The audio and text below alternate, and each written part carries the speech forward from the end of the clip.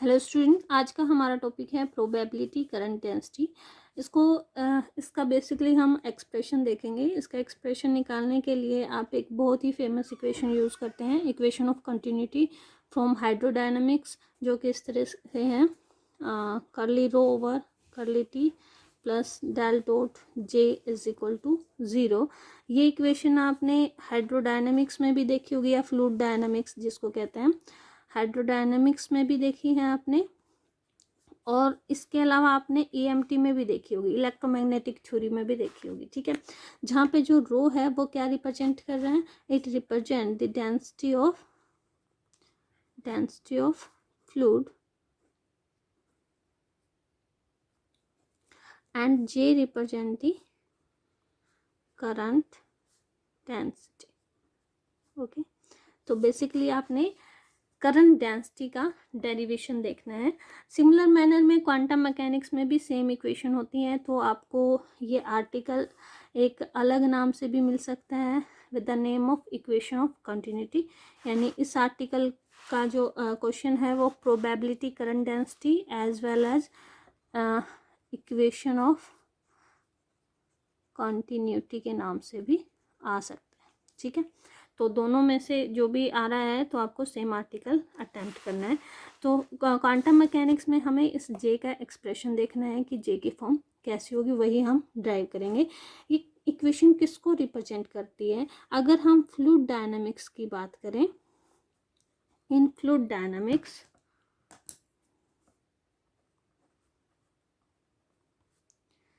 it represent the conservation of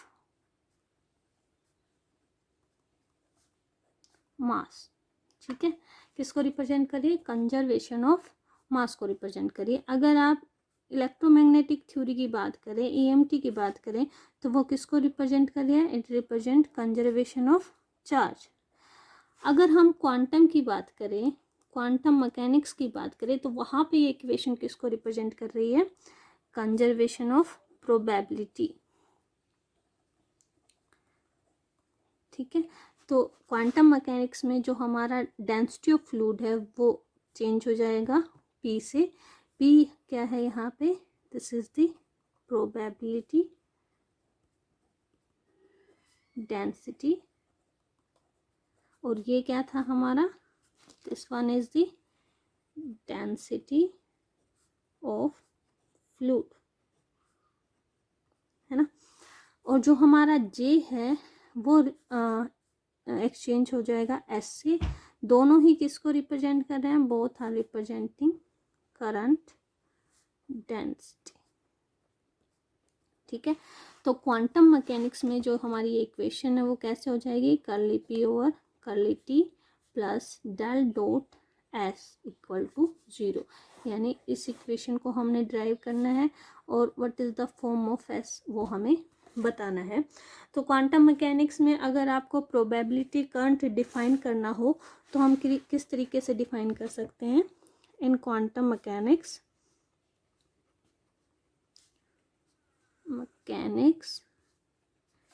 the probability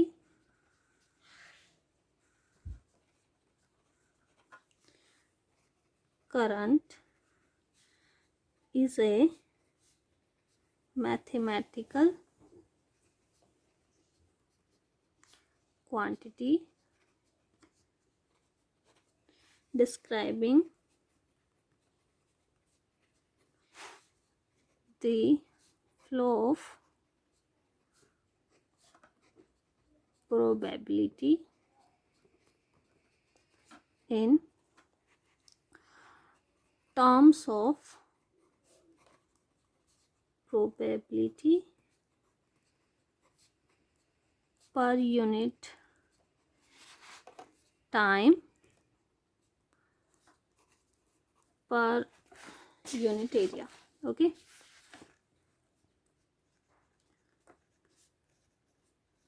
है ना। तो क्वांटम मैकेनिक्स में प्रोबेबिलिटी करंट जो है वो एक मैथमेटिकल क्वांटिटी है जो किसको रिप्रेजेंट कर रही है? फ्लो ऑफ प्रोबेबिलिटी को रिप्रेजेंट कर रही है। किसकी टर्म में? Probability per unit time per unit area की टर्म में। ठीक है, और ये इक्वेशन किसको रिप्रेजेंट कर रही है? This equation represent the conservation of probability. इतना समझ आ गया। अब इसका एक्सप्रेशन देख लेते हैं। देखिए, हमने पीछे के लेक्चर में पढ़ा था कि टाइम डिपेंडेंट जो श्रोडिंगर वेव इक्वेशन थी,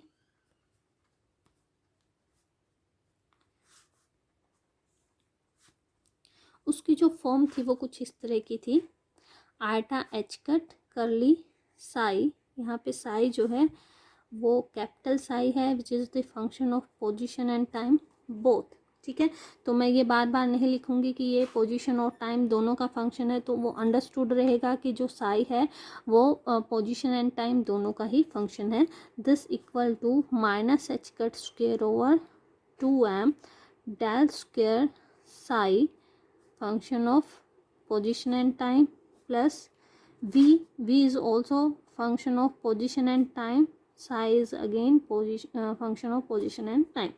तो हमारी इक्वेशन थी आटा h cut curly psi over curly T is equal to minus H cut square over 2m del square psi plus V psi is this is our time dependent Schrodinger wave equation. तो जब भी हम यहाँ पे Sai use करेंगे तो वो आपके लिए अंडरस्टूड रहेगा कि हम जो है साई कैपिटल साई यूज़ कर रहे हैं, which is the function of position and time both. Okay, तो यहाँ पे अगेन मैं इसको दोबारा लिख रही हूँ शॉर्ट फॉर्म में, पोजीशन और टाइम साथ में नहीं लिखूँगी ताकि वो इजी लगे। तो मैं इस इक्वेशन को लिख रही हूँ आटा h cut curly psi over curly T is equal to minus H cut square over 2m del square psi plus v psi। This is our equation first. अब आपने इसका लेना है कॉम्प्लेक्स कॉन्जुगेट। जब भी किसी इक्वेशन का कॉम्प्लेक्स कॉन्जुगेट लेते हैं तो क्या होता है कि आपकी जो आइटा की टर्म है वो सारी माइनस आइटा में चेंज हो जाती है। तो यहाँ पे आइटा की टर्म है तो ये हो जाएगी minus iota H cut curly psi over curly T is equal to, ये एज इट इज रहेगी क्योंकि आइटा की कोई टर्म नहीं है इसमें, del square psi plus V star. Star का मतलब है हमने जो वी है उसका भी कॉम्प्लेक्स कॉन्जुगेट ले लिया है, और सॉरी यहाँ पे साई स्टार हो जाएगा क्योंकि हम साई का भी कॉम्प्लेक्स कॉन्जुगेट ले रहे हैं, और ये हो जाएगा साई स्टार। तो this is our equation second.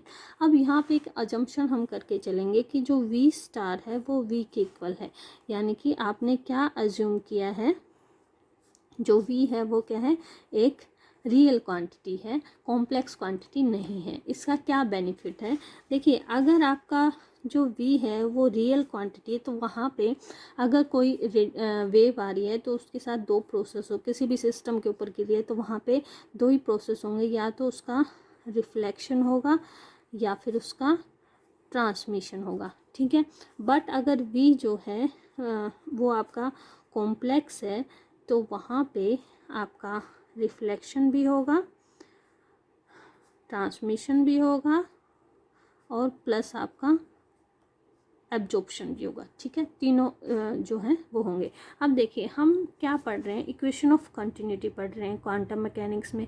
वो रिप्रेजेंट किसको कर रही है, वो रिप्रेजेंट कर रही है कंजर्वेशन ऑफ प्रोबेबिलिटी को रिप्रेजेंट कर रही है। अब वी रियल है तो क्या हो रहा है, जितनी रेडिएशन आ रही है उसमें से या तो रिफ्लेक्ट हो रही है या तो ट्रांसमिट हो रही है, सिस्टम में कुछ भी नहीं रह रहा, यानी कि जो प्रोबेबिलिटी है वो क्या रह रही है, कंजर्व रह रही है, इस केस में रह रही है। लेकिन अगर वी कॉम्प्लेक्स है तो उस केस में क्या हो रहा है, रिफ्लेक्ट हो रही है, ट्रांसमिट हो रही है, साथ के साथ कुछ पोर्शन उसका क्या हो रहा है, एब्जॉर्ब हो रहा है, यानी कि जो प्रोबेबिलिटी है रेडिएशन की वो कंजर्व नहीं रह रही है। तो इस केस में आपकी जो इक्वेशन है जो हम लिख रहे हैं curly P over curly T plus del S, this must not be equal to zero, क्योंकि वहाँ पे प्रोबेबिलिटी कंजर्व नहीं रह रही है। ठीक है, तो इसलिए हम क्या अज्यूम करके चल रहे हैं, हम अज्यूम करके चल रहे हैं कि जो हमारा v है वो कैसा है, रियल है। अगर v रियल है तो आपकी जो इक्वेशन 2 है वो कैसे लिखी जाएगी, equation 2 become minus iota H cut curly psi star over curly T is equal to minus H cut square over 2m del square psi star plus V star क्या हो जाएगा, वी हो जाएगा क्योंकि वी इज रियल, ये star, this is our equation third. अब आपको क्या करना है, इक्वेशन फर्स्ट को आपने मल्टीप्लाई करना है साई स्टार से, जो हमारी ये इक्वेशन है, और इक्वेशन नंबर थर्ड को आपने मल्टीप्लाई करना है साई से। तो अगर आप मल्टीप्लाई करते हैं आपके पास रिजल्ट क्या आएगा, देखिए this is our equation first, और इसको आपने साई स्टार से मल्टीप्लाई करना है। तो मैं इसको साई स्टार से मल्टीप्लाई करके लिख रही हूँ। कैसा आएगा आपका, iota H cut psi star curly psi over curly T is equal to minus H cut square over 2m psi star del square psi plus V psi star psi. ठीक है, देखिए कांस्टेंट था हमने आगे ले लिया, लेकिन ये एक ऑपरेटर है, इसको आप आगे नहीं ले सकते हैं। सिमिलर मैनर में ये कांस्टेंट है, इसको ले लिया, ये एक ऑपरेटर है, इसको नहीं ले सकते हैं, तो आप इस तरीके से इसको लिख सकते हैं। This is our equation number 4। अब नेक्स्ट हमने क्या कहा था कि जो आपकी इक्वेशन थर्ड आई है, जो कि ये इक्वेशन है, इसको आपने साई से मल्टीप्लाई करना है। अगर आप इसको साई से मल्टीप्लाई करते तो इक्वेशन कैसे हो जाएगी, minus iota H cut psi curly psi star over curly T is equal to minus H cut square over 2m psi del square psi star plus V psi star psi. This is our equation number 5। तो ये दो equation हमारे पास आ गई। अब आपने क्या करना है, subtract equation fifth from fourth.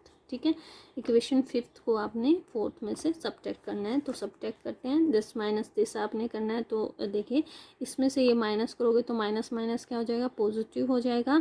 और आयटा एच कट कॉन्स्टेंट है, दोनों में है, तो उसको आप बाहर ले लेंगे। आयटा एच कट ये मैंने बाहर निकाल लिया। यहाँ पे क्या बचा, Sai star curly psi over curly T, और यहाँ पे minus minus plus psi curly psi star over curly T. तो इस तरफ ये आ गया इज इक्वल टू, देखिए यहाँ पे ये दोनों टर्म सेम है तो कैंसिल आउट हो जाएंगे एक दूसरे के साथ। यहाँ पे देखिए दिस माइनस दिस करेंगे तो ये टर्म पॉजिटिव हो जाएगी और ये नेगेटिव रहेगी, और दोनों में ही H cut square over 2m जो है सेम है, तो वो मैं बाहर ले लेती हूँ।